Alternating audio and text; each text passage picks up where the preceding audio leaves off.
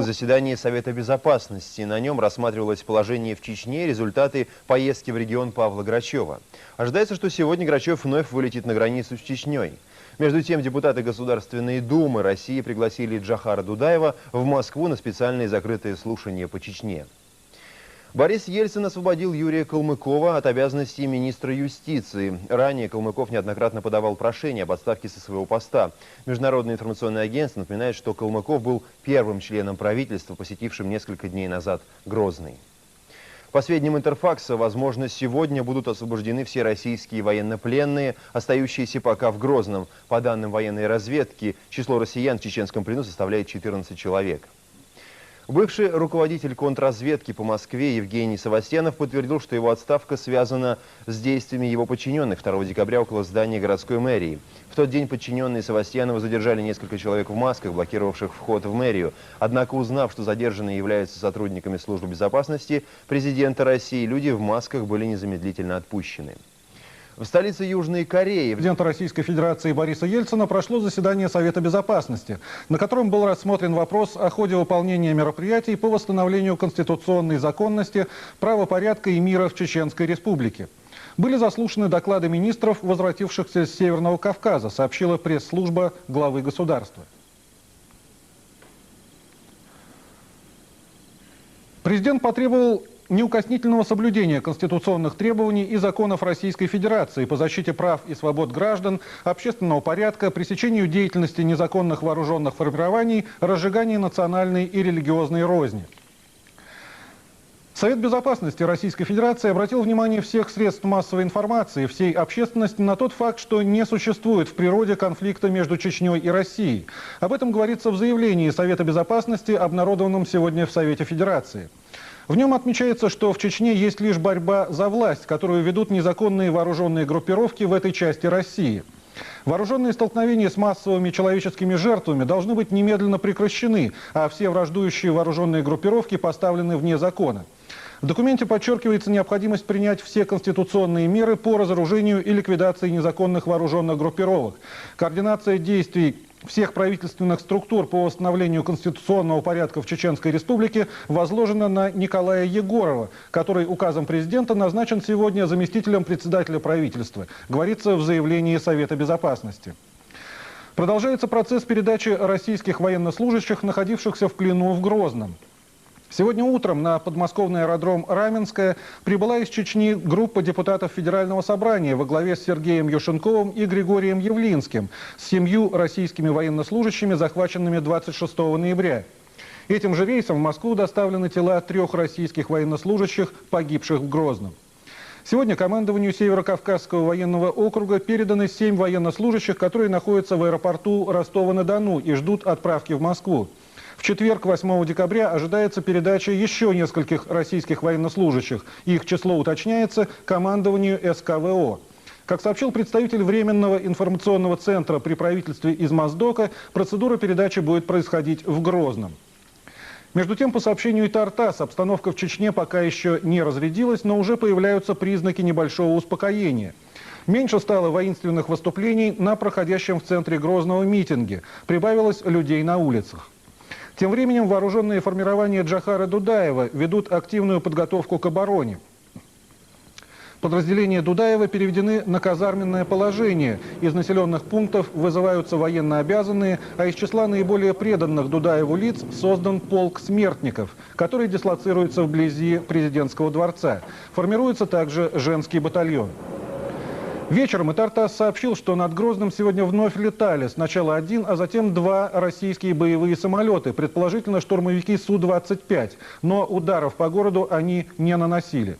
Об этом корреспонденту агентства сообщил дежурный Центрального командного пункта Вооруженных сил Чечни. По его мнению, это были разведывательные полеты. Несмотря на то, что в палате всю первую половину дня обсуждались вопросы чрезвычайной важности, тема Чечни, что называется, витала в воздухе. Но самое страшное, мы сегодня забываем о русскоязычном населении, которое проживает в Чечне, которое граничит с Чечней. Мы увлеклись проблемами взаимоотношений Автурханова, Дудаева, проблемой внутри чеченских разборок. Но мы забыли о том, что это Россия, это российская территория, и подход к этой территории должен быть в соответствии с Конституцией Российской Федерации и законами Российской Федерации. Двумя пленными, возвращенными из Чечни. Солдаты заявили, что в операции участвовало 82 человека. 76 человек пошли на Грозный, и 4 в резерве осталось. 78. Я из Кантемировской дивизии, воинская часть 43-162. 12-й танковый полк. Завербован я был, это было согласовано с нашим командой из ФСК. Вы можете назвать фамилию офицера, который проводил с вами разговор, там, беседу? Офицер с нами беседовал, особист полка, майор Юрий. А дальше пресс-конференция переросла в скандал. Владимир Жириновский остался недоволен вопросами. Мальчики деморализованы, должен сказать, что на такие вопросы я вам не имею права отвечать. Вы не имеете права спрашивать, какая воинская часть. Я знаю, что он не имеет права называть, какая воинская часть.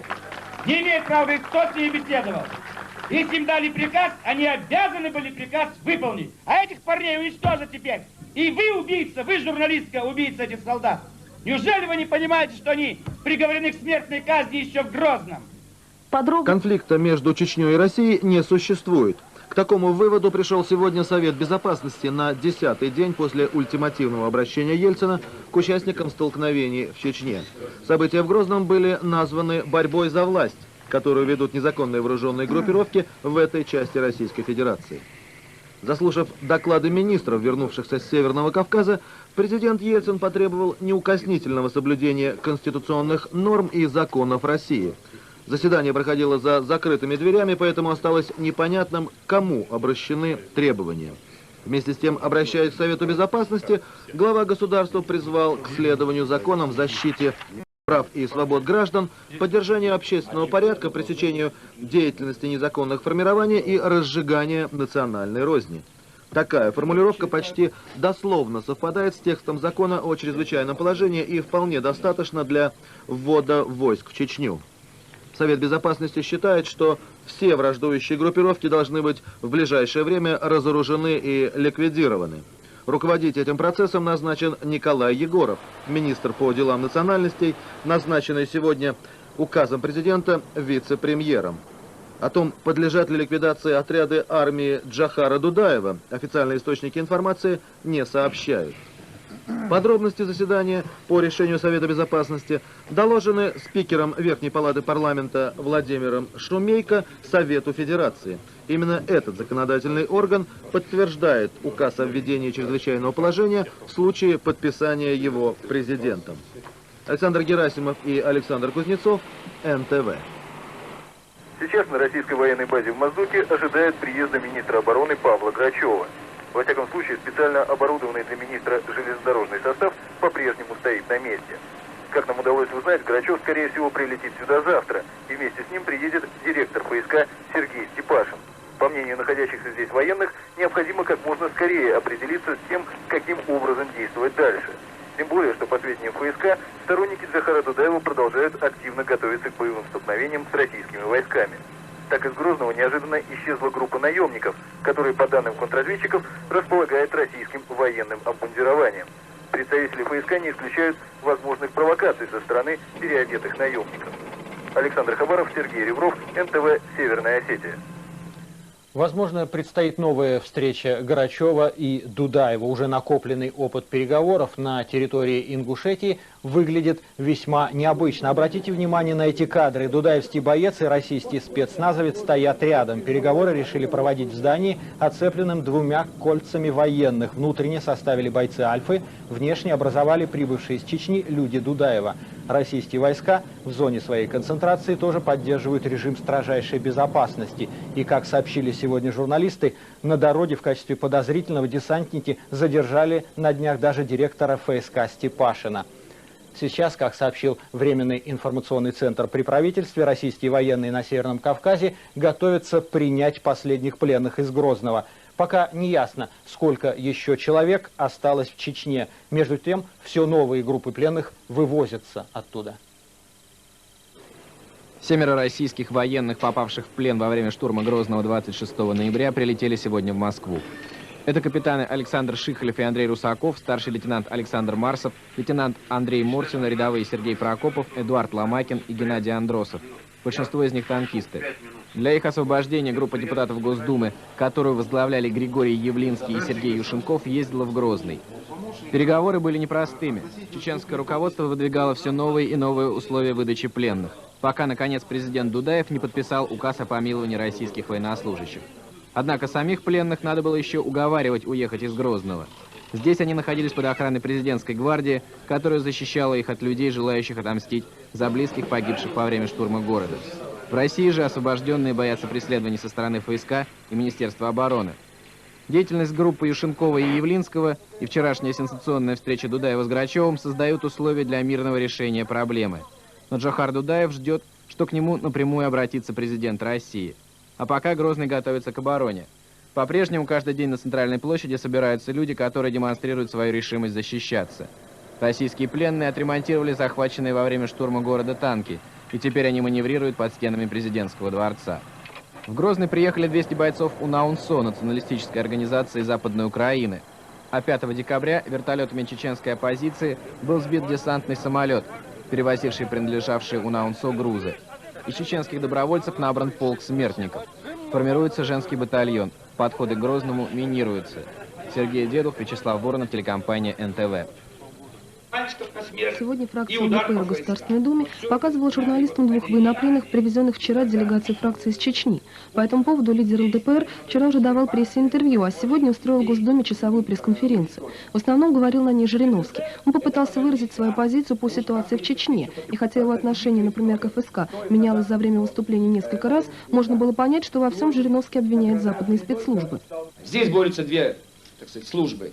Чья победит, Моссад или ЦРУ? Вчера лидер ЛДПР не разрешил журналистам задавать вопросы бывшим военнопленным. Сегодня они смогли ответить на 2 вопроса. По их словам, в Чечню с ведома руководства частей было отправлено 82 российских солдат и офицеров. Правда, зачем вообще Жириновскому понадобилось показывать лица освобожденных солдат? Если, конечно, не считать это политическое шоу, желанием не отстать от других депутатов, которые также привезли часть пленных из Чечни. Кстати, представители Грозного уже начинают выражать сожаление, что согласились на просьбу депутатов ЛДПР отдать пленных именно им. Я представитель Джохара Дудаева, вот здесь в Москве. И вот этих 2 военнопленных привозил в Москву я. Но не для того, чтобы из этого устроили такой пропагандистский клуб под названием пресс-конференция. Марьяна Максимовская, Владимир Авдеев, НТВ. Вылетая ранним утром в Москву, думская делегация, вызволившая из плена 7 военнослужащих и тела еще 3 российских солдат, даже не подозревала, что в столице ее ожидает прием, который радушным назвать никак нельзя. Позвонив и получив разрешение в медицинском управлении Министерства обороны, депутаты привезли гробы в военный госпиталь имени Бурденко. Правда, вскоре выяснилось, что из-за отсутствия какой-либо документации неопознанные тела российских солдат военный морг принять не может.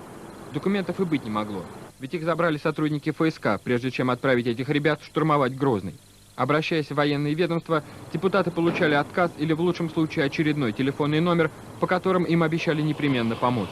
Перезвонить туда, потом передайте заключение оттуда. Перезвонить туда. И вот так вот идет по кругу. Мы прошли, по крайней мере, 3-4 инстанции вот таким образом. Не чувствуется и не видно какого-то соучастия. То есть мы готовы понять проблему военных, что им что-то нужно. Но ни с военной прокуратуры, мы связывались с аппаратом Грачева, нет какого-то движения, чтобы помочь нам пробить эту стену, решить эту проблему. Прошло 6 часов. Машина с 3 гробами все так же стояла у ворот госпиталя. А в это время депутаты носились по инстанциям и готовили в Думе специальное письмо в Министерство обороны.